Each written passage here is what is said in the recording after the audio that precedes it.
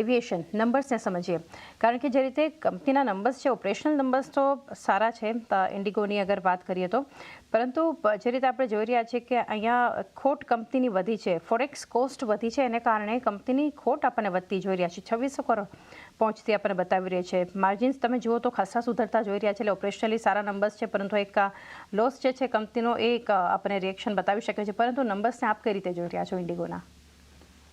જી ચાંદી, તમે જેમ કીધું ને કે એમાં મોટો જે લોસ છે એ આઈ થિંક ફોરેક્સના લીધે સડનલી જે રૂપી ડેપ્રિશિએટ થયો એના લીધે એમને એક મોટો લોસ આવ્યો. આઈ ડોન્ટ નો બરાબર હેજ નહીં થયું કે જે પણ હોય, પણ at the end of the day it's not કે આ દર ક્વાર્ટરે રિપીટ થાય, એ વન ટાઈમ હોય છે નોર્મલી.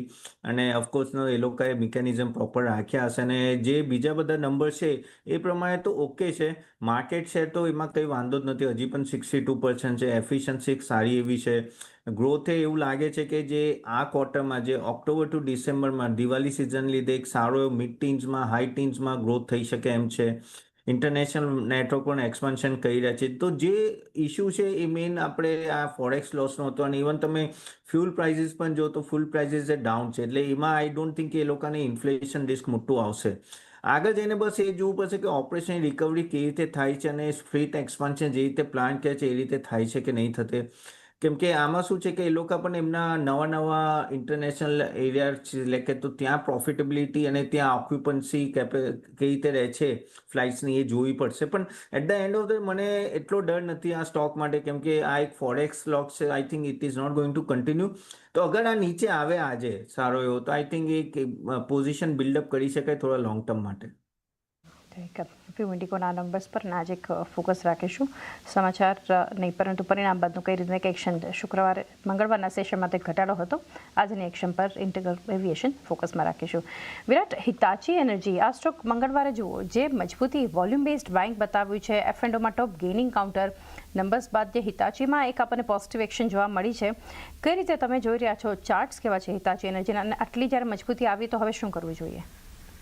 સો હિતાચીના ચાર્ટની વાત કરીએ તો ઘણા અટ્રેક્ટિવ લેવલ્સ પર આપણને કામકાજ થતું જોવા મળી રહ્યું છે. પ્રીવિયસલી આ જ પર્ટિક્યુલર લેવલ હતા 20,450 થી લઈને 20,470 ની આસપાસના લેવલ, જ્યાંથી આપણને રિજેક્શન ઓબ્ઝર્વ થતું જોવા મળ્યું હતું. આ પ્રીવિયસ ટ્રેડિંગ સેશનમાં એ પર્ટિક્યુલર લેવલ્સની ઉપર આપણને ક્લોઝિંગ આવતું જોવા મળ્યું છે. ઇમ્પોર્ટન્ટલી વોલ્યુમ બેઝ મૂવમેન્ટ પણ આપણને અહીંયાથી આવતું જોવા મળ્યું છે.